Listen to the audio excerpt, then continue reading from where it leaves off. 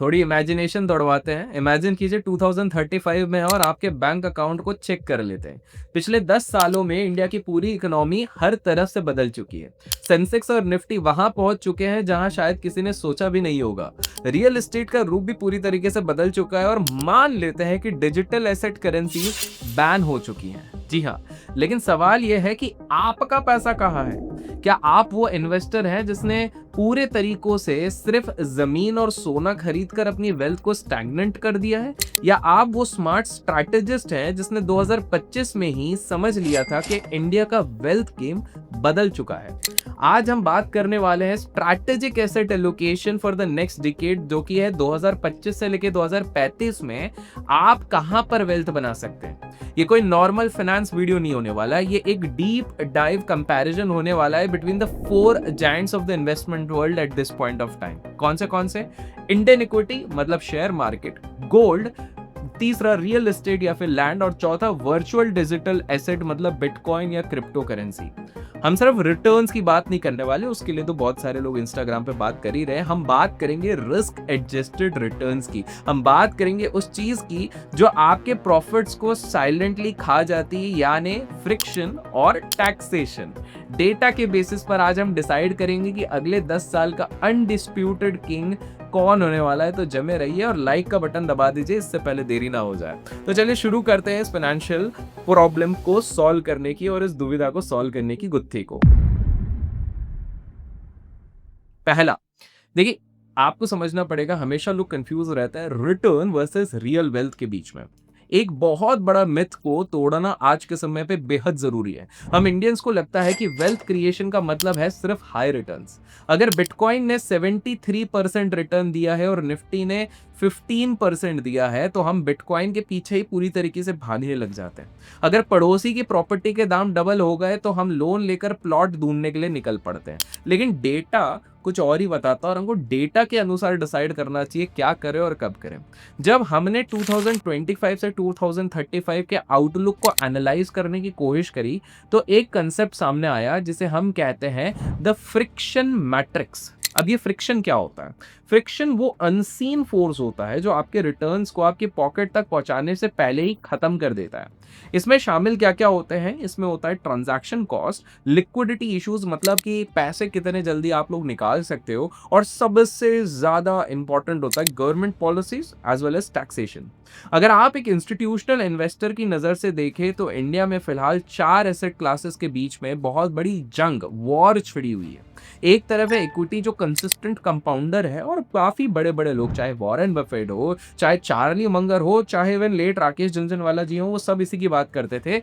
और दूसरी तरफ है गोल्ड जो फिजिकल से डिजिटल बन चुका है। तीसरी तरफ होता है रियल एस्टेट जो इंस्टीट्यूशनलाइज हो चुका है, और चौथी तरफ है क्रिप्टो जो कि हाई पोटेंशियल होने के बावजूद रेगुलेटरी चक्रव्यूह में कहीं ना कहीं फंसा हुआ है। तो चलिए आइए एक एक करके अपन चारों खिलाड़ियों को पोस्टमार्टम करने की कोशिश करते हैं और देखते हैं कि आपके पोर्टफोलियो के लिए आपके रिस्क के अनुसार सबसे ज्यादा पावरफुल एसेट कौन सा हो सकता है। तो चलिए पहले कंटेंडर नंबर 1 को देखते हैं, जो कि है इंडियन इक्विटी, जिसको कि हम अभी के लिए वेल्थ इंजन का नाम दे देते हैं। बात करते हैं इंडिया के सबसे पावरफुल वेल्थ इंजन की, निफ्टी 50। बहुत लोगों को लगता है कि स्टॉक मार्केट पूरी तरीके से सट्टा बाजार है। आपने आए देखा होगा, चाचा ताऊ सब बोलते थे जुआ है, रिस्क है। लेकिन डेटा क्या कहता है? अगर हम पिछले 20 सालों का इतिहास देखें तो निफ्टी 50 टोटल रिटर्न इंडेक्स ने हमें लगभग 14.6%, जी हाँ 14.6% का CAGR मतलब कंपाउंडेड एनुअल ग्रोथ रेट दिया है। लास्ट 10 ईयर्स में भी ये फिगर 12.7% के आसपास स्ट्रांगली खड़ा है। और प्रोजेक्टेड अर्निंग ग्रोथ की अगर मैं बात करूं, यानी कंपनीज कितना प्रॉफिट कमाएंगी, वो 2026 तक लगभग 14.7% होने का अनुमान है। लेकिन यहाँ एक बहुत बड़ा सीक्रेट है जो रिटेल इन्वेस्टर्स अक्सर मिस कर देते हैं।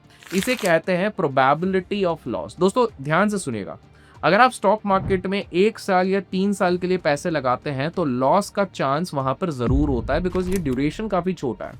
मार्केट वॉलेटाइल है, ऊपर नीचे होता रहेगा। लेकिन डेटा ये कंफर्म करता है कि अगर आपका इन्वेस्टमेंट होराइजन, ध्यान से सुनेगा, अगर आपका इन्वेस्टमेंट होराइजन 7 साल 7 ईयर्स या उससे ज्यादा है, तो इंडियन मार्केट में पॉजिटिव रिटर्न्स जनरेट करने की फ्रीक्वेंसी 100% को अप्रोच करती है। जी हाँ, आपने सही सुना है।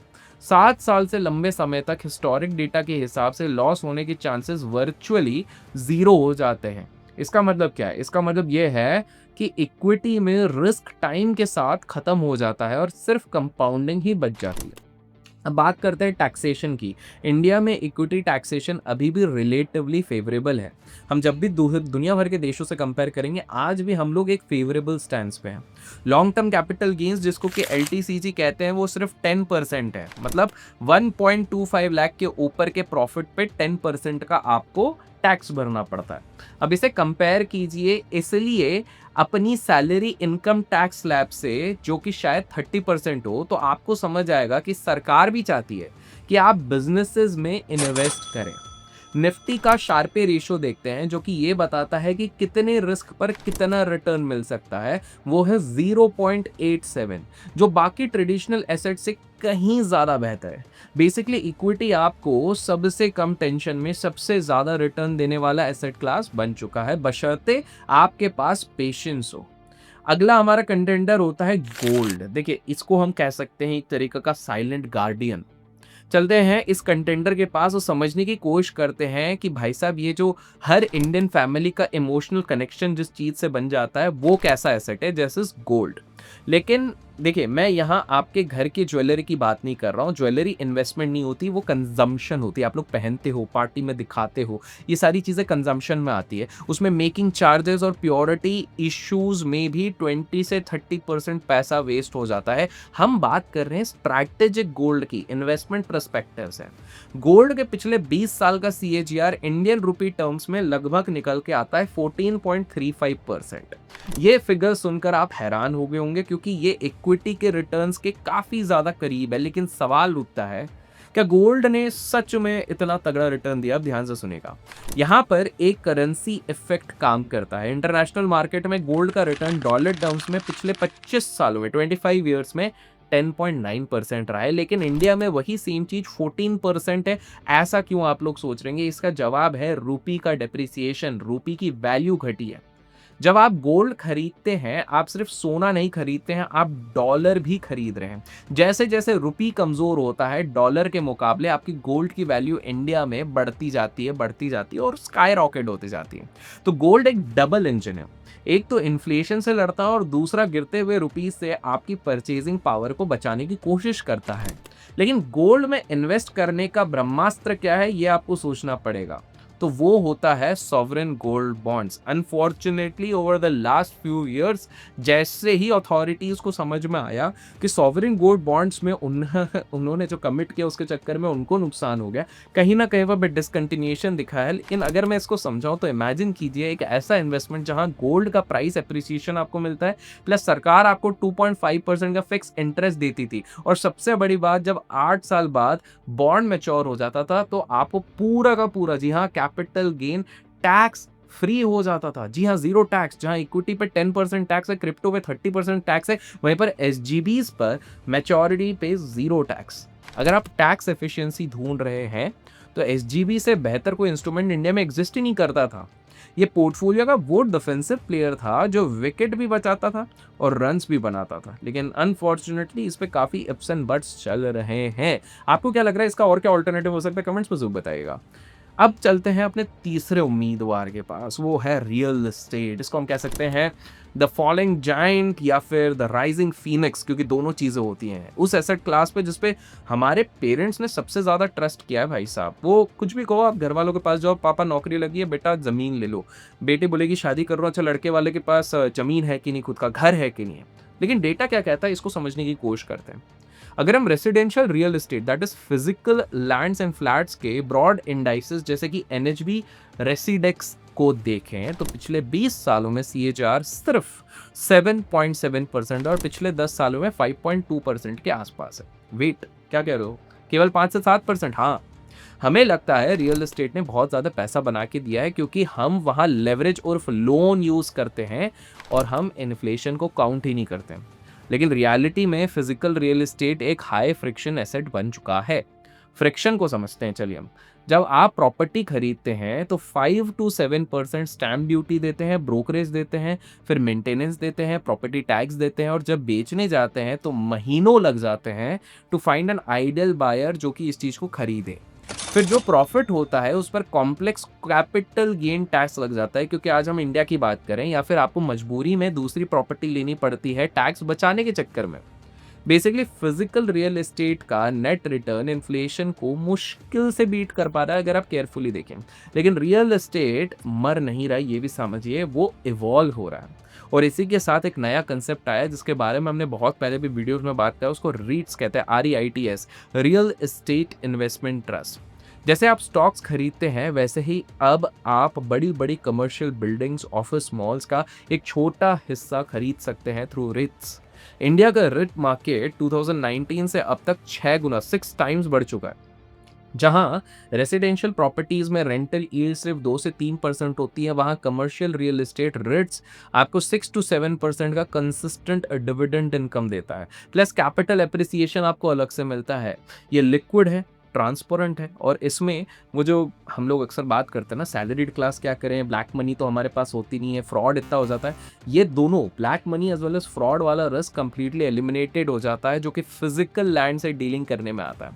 तो ये चारों एसेट क्लासेस को समझने के बाद समरी क्या निकल रहा है? समरी सिंपल सी है भाई, कि physical, residential and real estate अब वेल्थ क्रिएशन का बेस्ट टूल नहीं है, लेकिन commercial real estate through REITs एक पावरफुल इनकम जनरेटर बन के उभर रहा है। लेकिन इससे पहले कि हम एक फाइनल कंक्लूजन निकाले, भैया फोर्थ कंटेंडर को कैसे भूल सकते हैं, हम बात कर रहे हैं bitcoin and virtual digital asset, जिसको कि हाई रिस्क ट्रैप भी कहा सकता है। बात करते हैं, ये काफ़ी कंट्रोवर्शियल रहा है, इस पे हम भी काफ़ी सारे वीडियोस बनाते हैं, लेकिन बिटकॉइन और VDAs, वर्चुअल डिजिटल एसेट्स पे लोगों ने काफ़ी बार सवाल उठाया। अगर हम पिछले 10 साल का डेटा देखते हैं तो बिटकॉइन ने USD टर्म्स में 73% CAGR दिया है। ये फिगर किसी भी और एसेट क्लास को मिला लो तो उसको पीछे छोड़ देता है। रिटर्न्स के मामले में क्रिप्टो अनडिस्प्यूटेड चैंपियन है, लेकिन before you jump to a conclusion, एक बहुत बड़ा लेकिन है यहाँ पे। इंडिया में क्रिप्टो में इन्वेस्ट करना एक रेगुलेटरी चक्रव्यूह है और एक तरीके से आप समझो कि 2022 के फाइनेंस बिल ने गेम चेंज कर दिया था। कैसे समझिए, सरकार ने क्रिप्टो पर फ्लैट 30% टैक्स लगा दिया। इसका मतलब ये है कि चाहे आप एक दिन के लिए क्रिप्टो होल्ड करें फिजिकल टर्म्स में या 10 साल, आपको 30% टैक्स तो देना ही पड़ेगा मेरे दोस्त। और इससे भी बुरी खबर, नो लॉस सेट ऑफ होगा आपका। इसको ध्यान से समझिए, मान लीजिए आपने बिटकॉइन में 1 लाख कमाया और इथीरियम में 1 लाख गवा दिया। नॉर्मल बिजनेसेस में आपका नेटवर्थ प्रॉफिट के हिसाब से देखा जाए तो ज़ीरो हो जाएगा और टैक्स ज़ीरो हो जाएगा, लेकिन क्रिप्टो रूल्स के हिसाब से आपको उस 1 लाख के प्रॉफिट पे पूरा 30,000 टैक्स देना पड़ेगा। और लॉस को तो आप भूल ही जाइए, आप लॉसेस को किसी और इनकम के साथ एडजस्ट या नेट सेट ऑफ नहीं कर सकते। ऊपर से हर ट्रांजैक्शन पर 1% TDS पड़ता है, ये लिक्विडिटी को ऑलमोस्ट खत्म ही कर देती है। तो भले ही बिटकॉइन का नॉमिनल रिटर्न हाई हो, लेकिन जब आप पर टैक्स और रिस्क का फैक्टर उसमें कैलकुलेट करते हैं तो उसका रियलाइज नेट रिटर्न ड्रास्टिकली कम हो जाता है। इंडिया ग्लोबली क्रिप्टो अडॉप्शन में नंबर 1 होने के बावजूद पॉलिसी फ्रेमवर्क ऐसी है कि ये एसेट क्लास वेल्थ क्रिएशन के लिए कम और स्पेकुलेशन के लिए ज़्यादा रह गया, और इसलिए इसका सबसे अच्छा विकल्प होता है कि आप ट्रेड करें। ट्रेडिंग करने के लिए, जैसे कि मैंने आपको पहले बताया, डेल्टा एक्सचेंज एक बहुत बढ़िया विकल्प है। यहाँ पर आप फ्यूचर्स में ट्रेड करते हैं तो वहाँ पर लॉस भी सेट ऑफ कर सकते हैं, एक्सपेंसेस क्लेम कर सकते हैं, ये सारी चीज़ कर सकते हैं। अगर आप लोग इंटरेस्टेड होंगे तो लिंक वैसे डिस्क्रिप्शन में होगा, आप लोग चेकआउट ज़रूर कीजिएगा। देखिए, सरकार क्लियरली चाहती है कि आप प्राइवेट क्रिप्टो से दूर रहें और आने वाले समय में CBDC, जो कि होगा सेंट्रल बैंक डिजिटल करेंसी, का यूज़ करें, जो कि ब्लॉकचेन पर होगा, लेकिन RBI इसमें कंट्रोल करेगी। तो फाइनल वर्डिक्ट क्या है? फाइनल वर्डिक्ट ये है कि 2025 से 2035 के लिए वर्डिक्ट ये है कि अब जब हम सारे चीज़ों को कंपेयर कर लेते हैं तो स्ट्रैटेजिक एसेट एलोकेशन क्या होना चाहिए। अगर हम फ्रिक्शन वर्सेस लिक्विडिटी और रिस्क वर्सेस रिटर्न का एक मैप बनाने की कोशिश करते हैं तो विनर साफ दिखता है। विनर है, drum roles, Indian equity, Nifty 50 और गोल्ड अगर आपके पास एसजीबीज आ जाते। क्यों? क्योंकि इक्विटी हाई ग्रोथ देता है और मॉडरेट रिस्क और लो टैक्स के साथ आपको रिटर्न्स अच्छे देता है, और एसजीबीज आपको सेफ्टी देती हैं जीरो टैक्स के साथ। ये दोनों मिलकर एक परफेक्ट ऑफेंस एंड डिफेंस की टीम बनाते हैं। याद रखिए, हम यहाँ पे डिजिटल गोल्ड की बात नहीं कर रहे हैं। सेबी ने हाल फिलहाल में कुछ डिस्क्लेमर्स निकाले थे अखबारों में, आपने देखा होगा कि डिजिटल गोल्ड आपके लिए लीगल नहीं है, तो उस चीज से आप सतर्क रहिएगा। फिजिकल लैंड और क्रिप्टो दोनों ही हाई फ्रिक्शन जोन में आ जाते हैं, लैंड लिक्विडिटी की वजह से और क्रिप्टो टैक्सेशन की वजह से। तो एक्शनेबल स्ट्रैटेजी क्या होना चाहिए? अगर आप 10 सालों के लिए वेल्थ क्रिएट करना चाहते हैं, तो डेटा बैकिंग के हिसाब से आपके पास एक ग्रोथ इंजन होना चाहिए जो कि इक्विटी है। तो 60 टू 70% एलोकेशन, जी हाँ, 60 टू 70% आपका एलोकेशन इंडियन इक्विटी में होना चाहिए। अपना बल्क का पैसा इंडिया के टॉप 50 से 100 कंपनीज में लगाइए। निफ्टी 50 या फ्लेक्सी कैप फंड्स के थ्रू आप ये कर सकते हैं। याद रखिए, 7 साल से ज़्यादा का टाइम देंगे तो लॉस होने के चांसेस आपके ऑलमोस्ट कम हो जाते हैं। डोमेस्टिक कंजम्पशन कहीं ना कहीं इंडिया की ग्रोथ स्टोरी में बहुत पिवटल रोल फॉलो करेगा, इसलिए ग्लोबल रिसेशन का असर हम पर रिलेटिवली कम पड़ेगा। और शील्ड के लिए कहीं ना कहीं आप गोल्ड रख सकते हैं। अगर आपके पास एसजीबी का ऑप्शन नहीं है तो गोल्ड बीज, गोल्ड ईटीएफ्स, ये एक और ऑप्शन है जिसके थ्रू आप लोग इन्वेस्ट कर सकते हैं। वेल, इस पूरे वीडियो को सुनने के बाद आप लोग कहां पर इन्वेस्ट करने का सोच रहे हैं, कमेंट्स में जरूर बताएगा। इस तरह की वीडियो पसंद आए तो लाइक और शेयर करना ना भूले। Till then keep learning and keep growing.